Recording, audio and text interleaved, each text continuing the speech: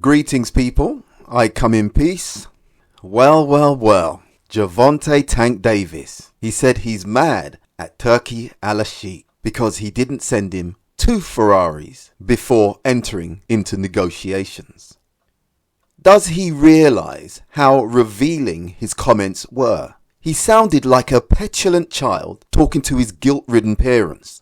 Turkey doesn't owe you anything or anyone else anything. He was fortunate to be mentioned. This is a perfect example of delusions of grandeur. It just goes to show, money cannot buy you class. Some people are contented in their excreta. It would be near impossible to explain it to him. But Gervonta Abdul Wahid Davis, his remarks are beyond gauche. This is why you've got to be skeptical of his conversion to Islam. Wouldn't any new adherent to a religion grab the chance to go to the country of its origin? If he's a real devotee, disciple, convert, wouldn't he want to make the pilgrimage to Mecca for Hajj? Wouldn't this be an ideal situation? I'm sorry, I don't like to be too disparaging, but his comments are so crude, I'm a little bit in disbelief. It's embarrassing. I think it portrays his upbringing. And let me be clear, being brought up in the ghetto is no excuse for shoddy behaviour.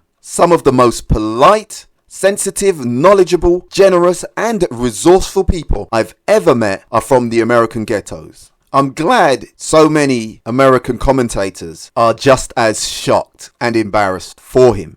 I remember when Ja Rule was doing a concert in South Africa and reporters asked him, will he be visiting Soweto? And he said, yes. What is that, a club?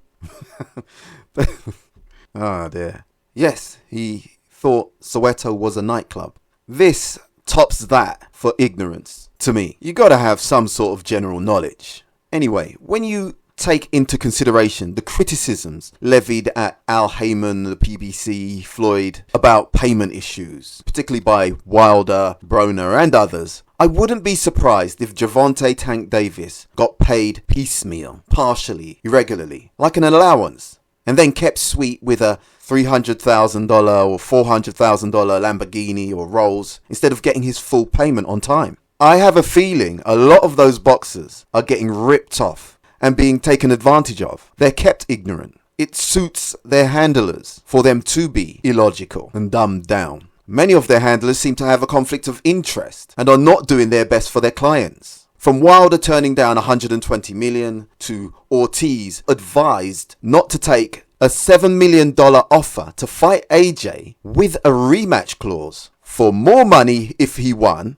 and a guaranteed big money fight if he lost. There is so many examples of bad decisions, not only in American boxing, in British boxing as well. Now we have Tank thinking he's bigger than he really is. Doesn't he realise his money, Floyd's money, is inconsequential, trivial, irrelevant, even meagre over there? What is so difficult? They only want you to do your job and pay you well for it. Why would you look a gift horse in the mouth?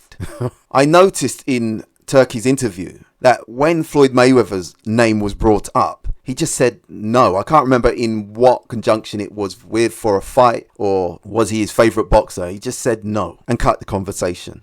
Now, I think Floyd Mayweather was an outstanding boxer and I love to watch him. But he's diminishing his legacy with these so-called exhibition fights. But Turkey's response tells me they see his showy display of wealth as vulgar. In many nations of the world, to make demands to someone who wants to discuss a business proposal to you is a non-starter. It's incredibly impolite. Tank's response also enlightens us to the fact that he doesn't want to fight Devin.